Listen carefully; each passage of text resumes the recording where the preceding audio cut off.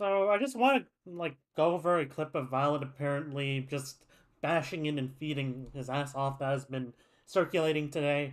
So right here, this is the finals. Like it's in Custa's VOD review, but Violet has rally and its overtime card hasn't really pushed. The Shocker basically just wanting to hold inside the choke, and instead of playing this slowly, Violet decides to use the rally to kind of go in. And so right here, this wasn't a reaction. He popped the rally right now, and he sees Kevster. He looks to pin Kevster. I mean bash Kevster, but he misses and he just goes into the middle of the entire enemy team, gets anti, gets discorded, and dies. And in this clip, this clip absolutely looks like a feed.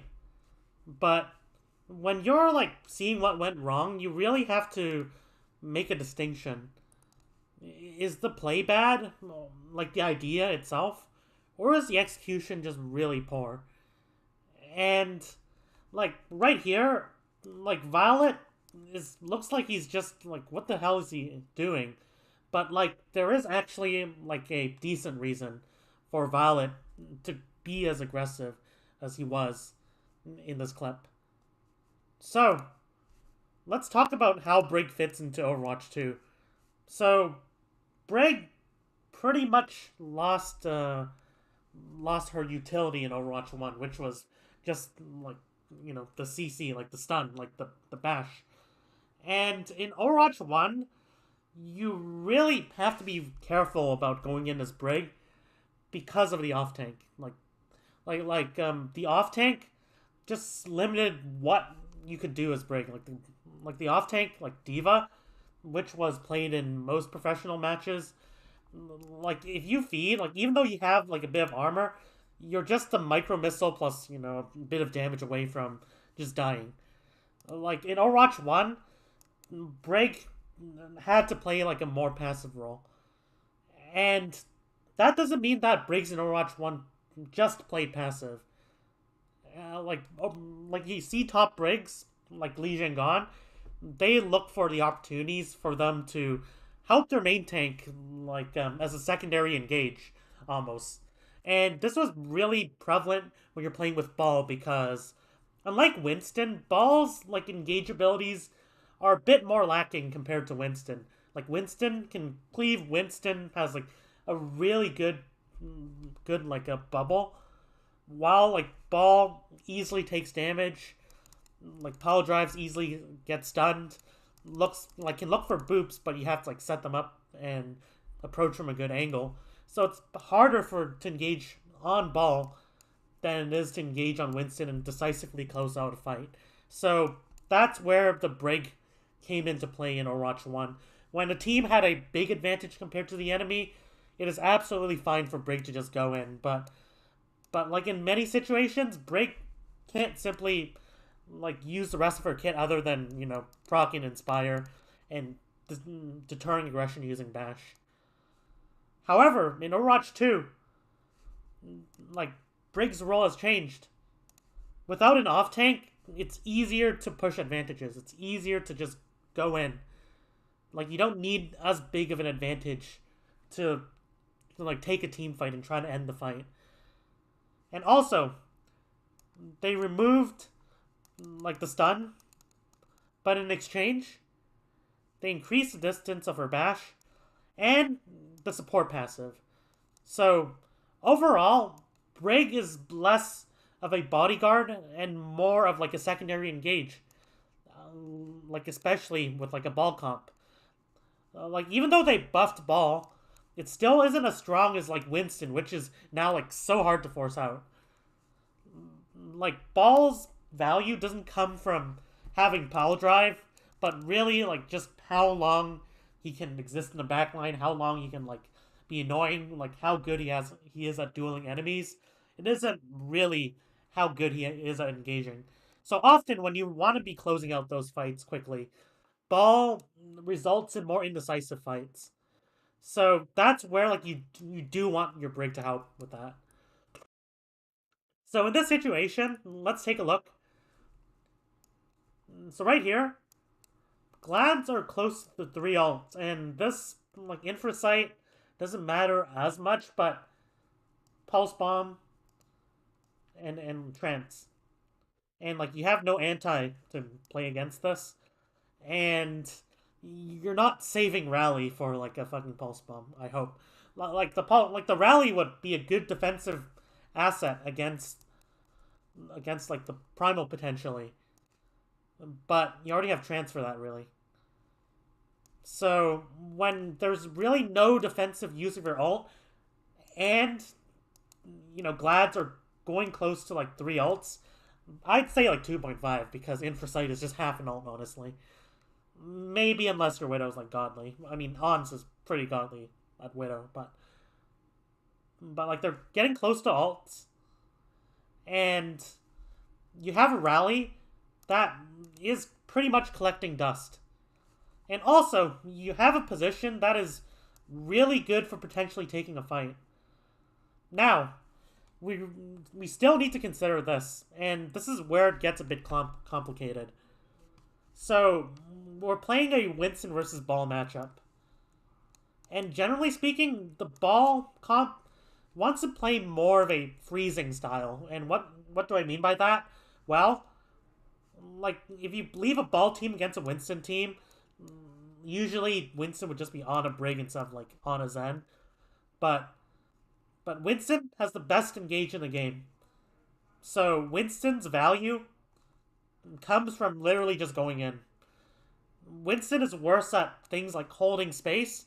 Winston is worse at harassing enemies. And Winston is worse at taking duels. Meanwhile, Ball has a worse engage, but Ball just has more value over time. Ball can help proper bully Kevster out.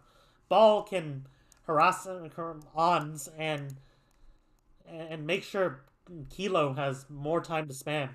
Like, just spam shots at the backline. As well as Finn as well, to an extent. And like, Mikey is just more valuable in the long fight. It is up to Glads to take the initiative and try, like, end the fight with their ults especially. Because if you leave them too long, then like the Ball team is just gonna win. Like, your Widow's going to just get continually harassed by Mikey. Kevster is gonna have trouble beating both Proper and Mikey, even if hypothetically Reiner's helping win this duel. Like, Reiner won't really do shit, like, even with Kevster against Ball Tracer. Reiner needs to look for like a play on the back line or on Kilo. And you might argue that Shock, knowing this, they shouldn't be looking for any aggressive shenanigans. They should just be looking to hold the space. Like, they probably don't even play here, even though playing here might be fine because they have double defensive ults and they can try to look for aggressive angles for Finn to spam. But they do have to be really careful about like potentially the pulse bomb, which works well in these small rooms, and also like just the amount of ults that Glads might be up to. But overall, you might argue that the Ball team should be playing a bit more passively, and that's okay. Like, that's a perfectly fine way to take the fight. But another perfectly fine way to take the fight here is to recognize that they have 2 ults coming up. I'm not sure if they were ult tracking precisely, but the fact remains there are like 2 ults coming up. And you have your backline close to their backline, so you are in fighting position. And also, you do have a lot of high grounds to use to stage this like team fight. You can have Mikey just go up high ground, like easily bully out like anyone up here. Go for a play on the back line, maybe try like boot the back line forward into violent rallying, and like just finish the fight that way before like these ults can get value. And like that's a perfectly fine way of taking the fight, and it is appealing in multiple ways. Like some coaches, like and some teams, they would have really favor this type of play. Like they would really favor you playing a more proactive play, despite their comps' shortfallings in like these close range brawls. So, what do you want to like factor in when you're thinking about these types of plays? So the first thing you want to factor in is like the skills of your roster. Is your roster more mechanically skilled? So, they're even in duels, I mean, not duels, like even in team fights in which they should have a disadvantage, like they end up winning like a lot more than you expect?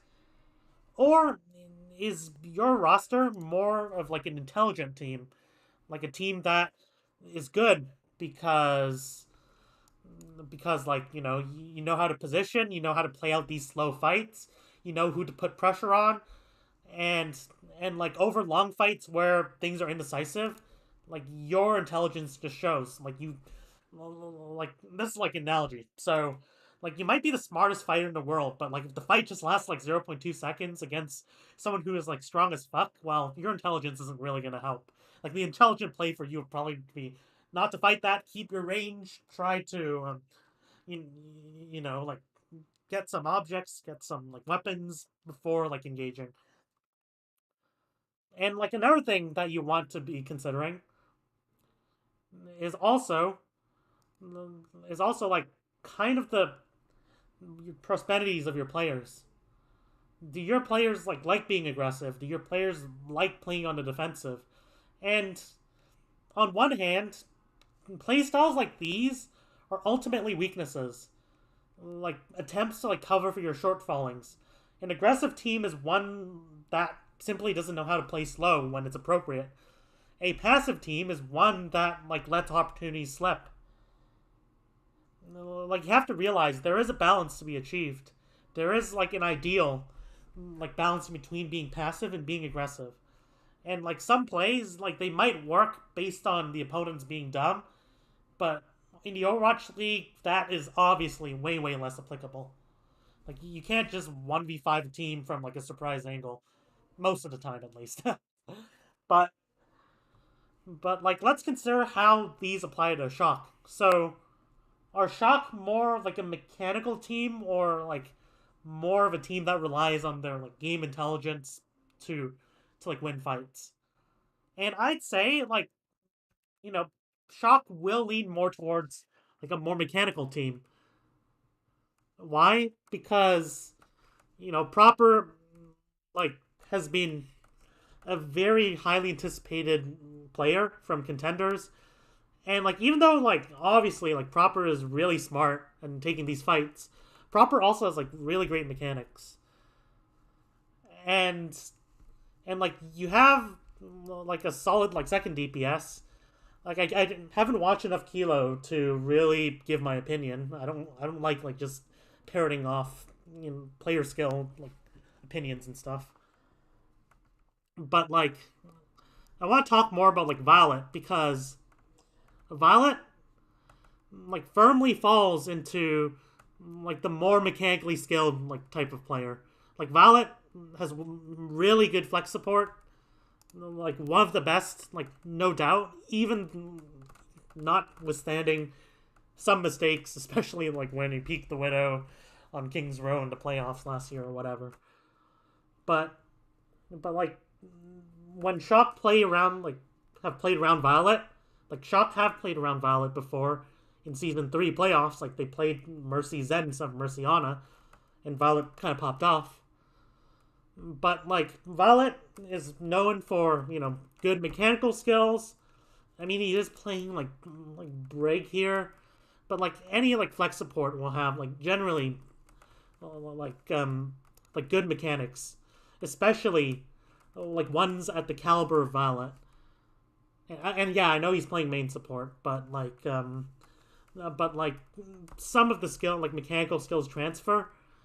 And it's not like Violet's like kind of a like a slouch in terms of that. Like there are like the most mechanical like main supports have also been like flex support players like skewed, but that's not as important. Like all we need to know is that like Shock, they're perfectly willing to play around like Violet's mechanical skills in recent, non-recent seasons, like in like previous seasons. Like in fact, in season 4, like I think Shock kind of made a mistake and kind of leaned more into like too much into brawl comps, playing Violet on fucking like DPS, and like that just, I mean, other than DPS, like putting Violet on even just like BAP, it's a brawl comp. Like it doesn't really rely on like individual mechanical skills that much. And also like, they played a lot of Winston comps, but even then, like even though Ana can have a lot of impact in a Winston comp, like it isn't as impactful as playing Zen in a ball comp, in which case you are the main carry, and that's how supports like Izuyaki, like they get to pop off. They get to use their skills. So so like I know like Violet's like playing like playing Brig here, and like Shox' roster construction like kind of makes things awkward. Like they lean too much into like a flex support meta probably, but like the fact remains that Shock Shox' style and the mechanical skills of players like suggest that they want to be the ones who are like making these aggressive plays, like off of not only proper, like obviously the superstar on this team, but also Violet as well. Like even if he's playing like Brig, and like stylistically wise, like even though like there is a case for either trying to end the fight right now or playing slow, like either are like decent options. It's not bad. It's not bad to say that they're coming up to ults and we have like decent positioning to like engage. Why don't we just go for an engage? But more importantly, like Shock should be like trying to like um, lean more towards these aggressive plays due to like the profiles of their players. And we know that Violet's also really aggressive a lot of the time. Like we know Violet likes being aggressive. So knowing all this, we're not really concerned about the idea of this play as long as it's sound, which it is. We're more concerned about the execution. And the execution is absolutely horrible. It's probably communication as well, because this play looked intentional, wasn't reactive, like he popped the rally before. But there are multiple things that led to the failure of this play. First was this autopilot kind of bash on Kevster. Even if you bash Kevster here, it probably isn't gonna do all that much. Maybe Proper can like try to like follow up here, but still he does have good LOS with the backline, and there's really like not good access from like Kevster isn't all that deep really, and he does have the support of his team. So like there's no need for him to go for an overzealous bash. Like just swing at Kevster, honestly. Just get him out. Second, where's Mikey? It's like I'm not saying it's Mikey's fault. He's probably like doing something else. Like I can't see exactly on the screen.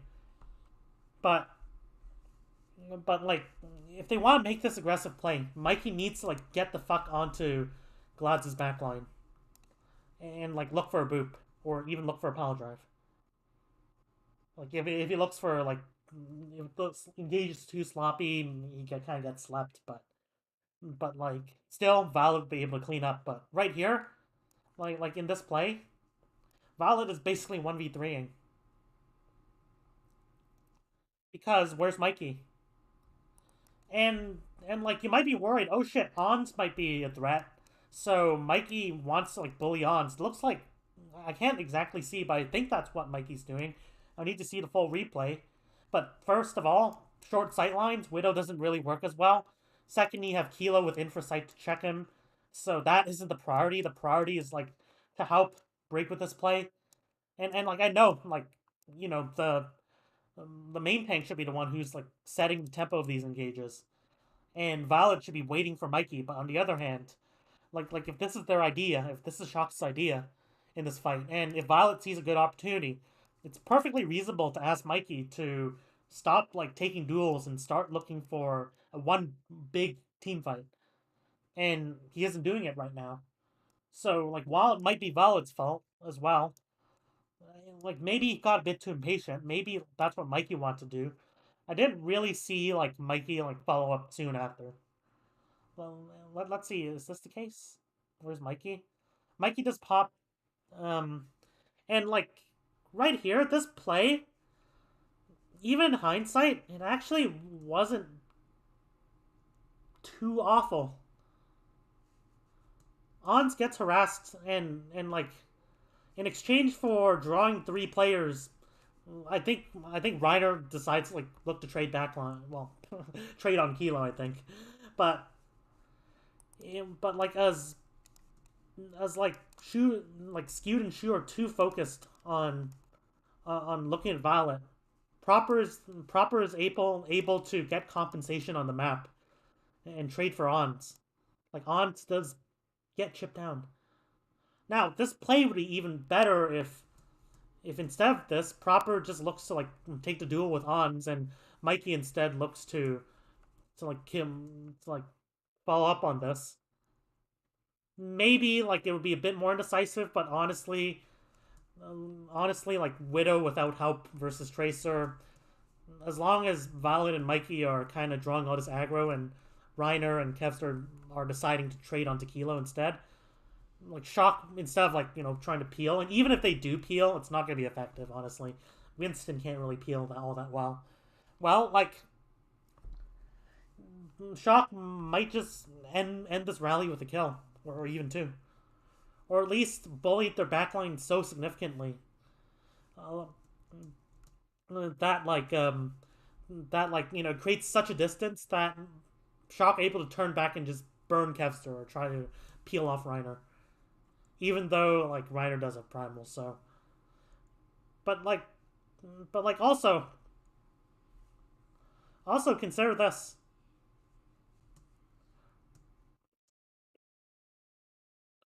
Like, consider this.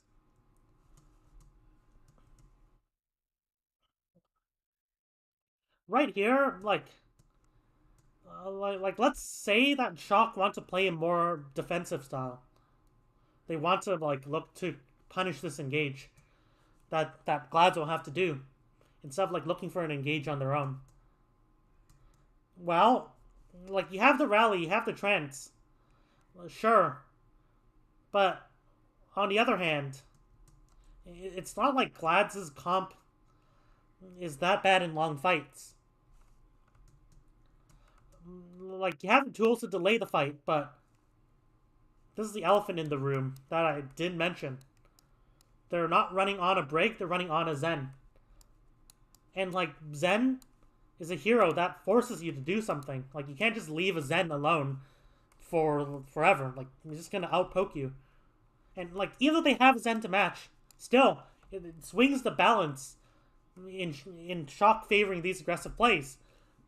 Like normally, like if it's just Winston on a break, while long fights, you just unambiguously win. But especially when you're close to ultimates like this, if the enemy team is running on a Zen, like you can't just play that defensive anymore. You kind of need to look to for these Knights backline trades. Like you need to look to finish these fights.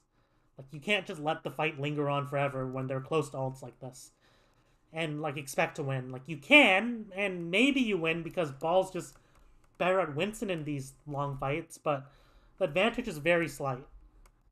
So like the alternative to Violet doing this is playing slow, and playing slow won't even guarantee the fight win. But let's take a look at like another part of his execution that's lacking. Like we know this is an um, autopilot like dash, but like if he doesn't have comms of where the backline is, maybe expect the backline to be closer and within his range. Well, like let's say the comms are getting a bit shuffled. It happens a lot. Sometimes like the comms are so messy you can't even ask like where the fuck the backline is.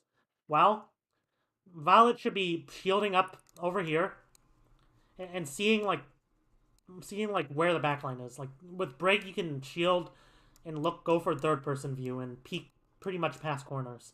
Like that's something that Brig players don't use enough, and then that continues to be true. Like even in like for some owl players who are kind of more rusty with Brig, but right here he didn't use that tool to scout where the backline is. He wrongly assumed the backline is more forward than he like expects probably, and he feeds. But like that all could have been avoided if Mikey just switched his focal point away from the Widow or whoever he is onto the backline. So, anyways, just wanted to make this video, and like the biggest takeaway: don't look at mistakes in a vacuum. Consider like what the player was thinking. Consider like the styles of your team. Consider like the mechanical skills of your team, and consider whether it was just bad idea that doesn't fit your model of the game. Like every team will have a different model of the game, like what they want to do in situations. Every good team should. Like we want to be more aggressive, like because even on comps that are normally played more slowly, or we want to play more passive and just try to like control the map, make space for a Zen to like make time for a Zen to just poke. Like for example, Shanghai had that model, while like a team like Dallas just feed. But you have to consider like the context before analyzing a mistake like this. And like I'm not trying to blame Custa. I don't even know what Custa said, but like he's probably just making this mostly for entertainment and not explaining this for 30 minutes, which is totally understandable. But like if we want to like understand like these feeds and these that's like more holistically, you have to like consider the context.